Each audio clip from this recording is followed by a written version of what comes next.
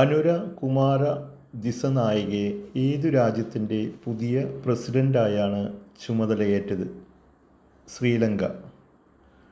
2025 ഓസ്കാറിലേക്ക് ഇന്ത്യയുടെ ഔദ്യോഗിക എൻട്രിയായി തിരഞ്ഞെടുക്കപ്പെട്ട ചലച്ചിത്രം ലാപത ലേഡീസ്.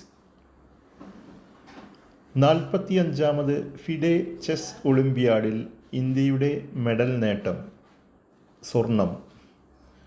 ഇന്ത്യ തദ്ദേശീയമായി നിർമ്മിച്ച തേജസ് യുദ്ധവിമാനം പറത്തുന്ന ആദ്യ വനിതാ പൈലറ്റ് മോഹന സിംഗ്.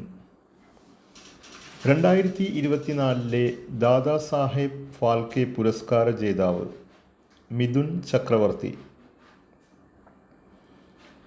ഏഷ്യ പവർ ഇൻഡെക്സിൽ ഇന്ത്യയുടെ സ്ഥാനം 3. അമേരിക്ക, ചൈന എന്നിവയാണ് ആദ്യ 2 സ്ഥാനങ്ങളിൽ.